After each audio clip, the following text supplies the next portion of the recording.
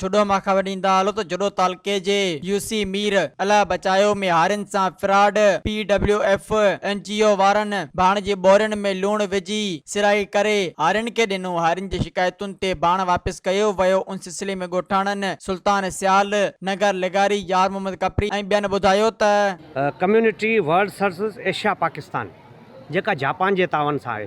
Japan हिकिड़ो ही board ॾिसी असांजी वॾी मदद कई, तमामु वॾी मदद कई, जंहिंमें उन यूरिया भाण ऐं DAP भाण ऐं उन सां गॾु जेको स्प्रे पंप, पोइ ॿिज वग़ैरह तक़रीबन 80 खां 90 हज़ार जो पैकेज हिकिड़े नंढे आबादगार हारी खे ॾिनूं।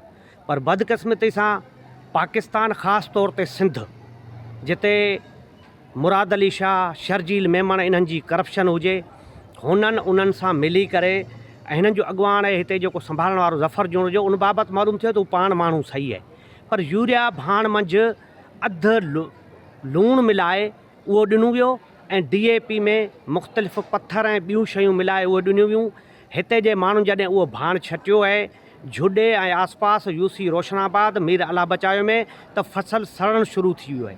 उन में हिकिड़ो इहो थियो त माना हिकिड़ो आबादगारनि जो फसल मस थियो ऐं उहो सड़ी वियो, सुकी वियो, हाणे वरी नए सिर ॿिए दफ़ा पोखीनि। उनजे करे हुननि जो डबल नुक़सानु थी वियो, फ़ाइदे जे बजाए हुननि खे नुक़सानु थी वियो। उनजे करे असीं आला सतही इहा जांच जो मुतालबो था करियूं त ही DAP भाण ऐं 4 बोरियूं यूरिया जूं ऐं जेको ॿिज ॾिनो आहे उहो बि सड़ियल बेकार जेको ककड़ा ॾिना वणनि जो ॿिज, उहो बि ॼम कोन आयो आहे। उनजे करे आबादगारनि खे फ़ाइदे जे बजाए माॻे नुक़सानु थियो आहे। उनजी आला सतही जांच कई वञे। नेब खे बि जांच करणु घुरिजे, मोहतसब आला सिंध खे उनखे बि इनके मामले खे ॾिसणु खपे, एंटी करप्शन सिंध खे बि ॾिसणु घुरिजे।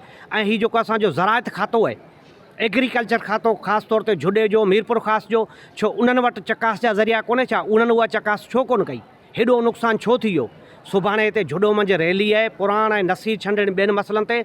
हिते असीं उन धरणे मंझि इन खे बि इन मामले खे उथारंदासीं त असां आबादगारनि हारियुनि सां हेॾो ज़ुल्म हिननि छो कयो आहे जो असांजो फ़ाइदे जे बजाए नुक़सानु थी वियो आहे। मज़ीद ख़बरनि ऐं तफ़सीलात लाइ विज़िट कयो असांजी वेबसाइट www.awamiNewsHD.com ऐं ॾिसंदा रहो अवामी न्यूज़ HD।